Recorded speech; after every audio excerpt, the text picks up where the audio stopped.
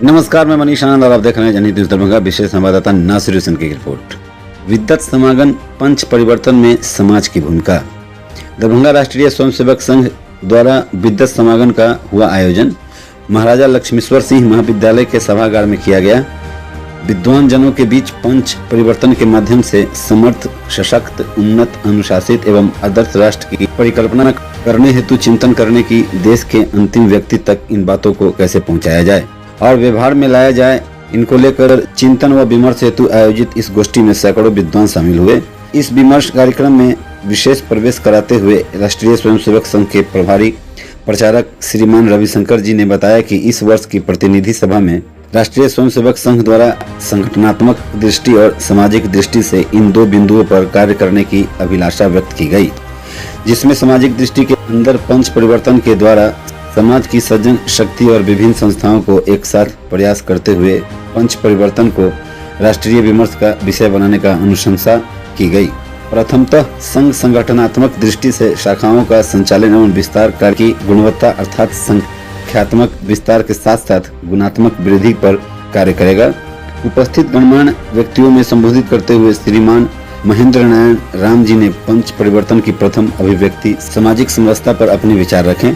सामाजिक समरसता पर अपना विचार रखते हुए महेंद्र नारायण राम ने कहा कि बृहत हिंदू समाज को एकीकृत करने के लिए यह आवश्यक है कि हिंदू समाज के सभी अंग एक दूसरे को सहोदर की भांति माने जाने और व्यवहार करें। पर्यावरण संरक्षण के विषय पर बोलते हुए प्रोफेसर प्रेम मोहन मिश्र ने कहा कि आज के समय में जबकि समाज पर भौतिकता का प्रभाव बढ़ गया है, उस समय पर आवश्यक है कि हम अपनी जीवन शैली को इस तरीका से व्यक्तित करें कि वह पर्यावरण के अनुकूल न हो।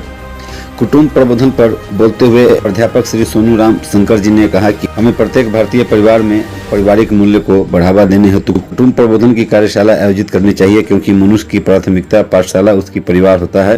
अगर परिवार के द्वारा अपनी सभ्यता और संस्कृति के मूल्य की जानकारी बच्चों को दी जाए तो आने वाले समय में हम मजबूत भारतीय समाज का निर्माण कर पाएंगे। स्वबोध पर बोलते हुए राष्ट्रीय स्वयंसेवक संघ के विभाग सह संचालक अजीत सिंह ने कहा कि जीवन के हर पक्ष में हमें स्व का आग्रह यानी भारतीय का आग्रह करनी चाहिए।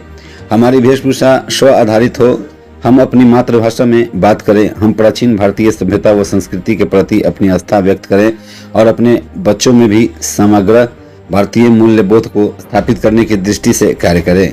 यह आवश्यक है कि नागरिक कर्तव्य बोध का निर्वाचन आयोग के ब्रांड एम्बेसडर मणिकांत झा ने बताया कि समाज को जागृत रखने के लिए और जागृत समाज की व्यवस्था स्थापित करने के लिए हमें प्रत्येक भारतीय नागरिक को केवल उनके अधिकारों के प्रति सचेत नहीं करना है, बल्कि उन्हें उनके कर्तव्य के प्रति भी जागृत करना, सचेत करना हमारा दायित्व बनता है।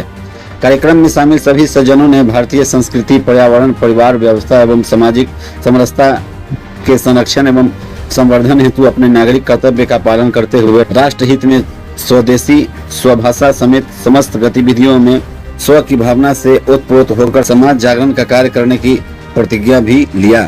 कार्यक्रम का संचालन संघ के विभाग प्रचार प्रमुख राजेश झा द्वारा किया गया तथा धन्यवाद ज्ञापन राष्ट्रीय स्वयंसेवक संघ के उत्तर बिहार प्रचार प्रमुख अविनाश ने किया। धन्यवाद ज्ञापन के क्रम में उन्होंने कहा कि अनुकूल समय में ही अतिरिक्त सावधानी, अधिक श्रम तथा गहन विचार का आवश्यकता है। अनुकूल समय शांति से बैठने और आनंद लेने का नहीं है, यह परिश्रम का पराकाष्ठा दिखाने का समय है। इसलिए सभा में उपस्थित प्रत्येक स्वयंसेवक, प्रत्येक भारतीय नागरिक इन पंच परिवर्तन को अपनी जीवन दृष्टि में स्थापित करें। 19 बच्चे हिंदू थे और सेवा भारती नाम का जो आरएसएस का जो सेवा भारती संस्थान है उसके माध्यम से यह काम किया गया था।